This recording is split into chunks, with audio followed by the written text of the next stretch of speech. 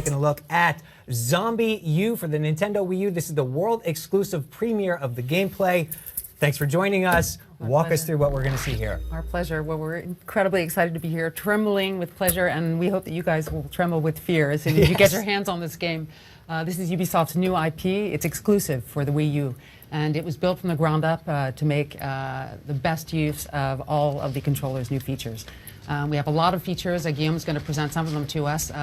The game takes place in London in 2012, in the midst of an outbreak of a tremendous, horrible virus of unknown, plague-like proportions. And we play as a survivor, just like you and me, probably relatively clueless.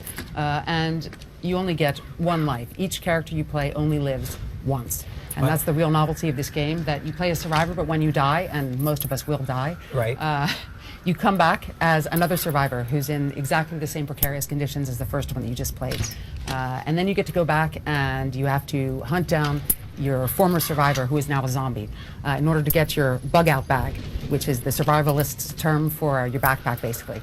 And so the Wii U controller, the gamepad, manifests as the ultimate all-in-one Swiss knife of survival kits. And in your hands, you have everything you need to survive as long as you can.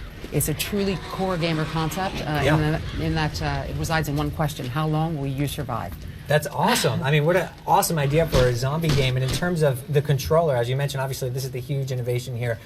Talk a little bit about how you'll interact with the items and what else you'll be doing gameplay-wise with the controller. Absolutely. So as you can see in the demo, Guillaume is going into his bug-out bag.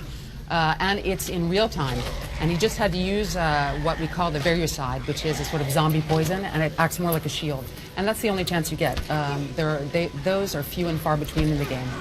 Most of the time, so as you see, as you go from the first person to the third person view, you're in danger. And he lasted 4 minutes. Right. Or 4 seconds. Right. 4 minutes or 4 seconds, either one. So you have to come back as a different character. But what about checkpoints? What about your progress? How is that handled? There are no checkpoints and there are no game overs in this game. The idea is that as a survivor, it's more like a relay. You take on the role of the new survivor, who we have Lucy Cox, who is now going to go back and get her bug-out bag and get all the vital supplies that you just sacrificed a life for, stupidly.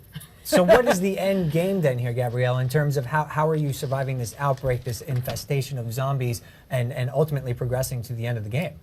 Well, it's very true to the pure foundations of survival horror genre and zombie fiction in general. It means that heroes are pretty much few and far between, and they mostly all die. And the point is that you might get one guy out of this game, and you want to be challenged to build up a character. And what's going to really make you adhere to the character that you have is that you do build up skills, which you will lose. So if you play for a couple hours, you might become incredibly powerful with a particular weapon, and you'll lose those skills when you rebirth with a new survivor. But it's an interesting and a significant opportunity. It fits with the survival horror genre, and it offers that unique twist of saying, well, can I do better? So can you do better with your next survivor that comes along? Well, it sounds extremely interesting. Zombie fans and gamers, I mean, go hand in hand. So we're going to love to see what this project does and how it progresses. Thanks for showing us the exclusive first look. Pleasure.